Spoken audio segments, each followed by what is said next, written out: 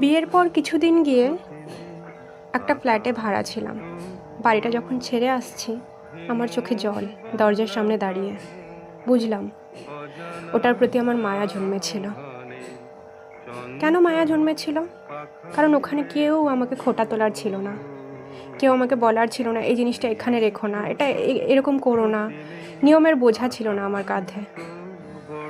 যেমন একটা মুক্ত পাখি নিজের সংসার, যেমন একটা মুক্ত পাখি খড়কুটো এনে নিজের সংসার গড়ে, নিজের একটা বাসা বানায়, সেই বাসার প্রতি কিন্তু তার অনেক মায়া থাকে। কেউ তাকে বলে না এইভাবে করো, এইখানে করো, এমনভাবে করো, এটা করো না।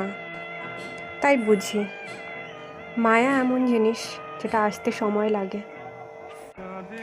আমার কিন্তু আমার শ্বশুরবাড়ির প্রতি কোনো মায়া নেই।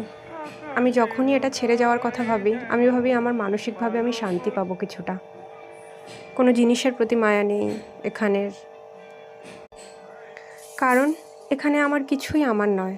আমার সব কিছু শুনতে হয় আমাকে, এই জিনিসটা তার, অন্য কারোর, তার নিয়মেই সব চলে। কোনো জিনিসের প্রতি আমার অধিকার নেই। আমি কিছু গুছিয়ে রাখতে পারবো না, আমি কিছু বিছিয়ে রাখতে পারবো না। তাই সংসার নিজের হলে, নিজের মনে হলে নিশ্চয়ই মায়া আসবে, আসতে বাধ্য।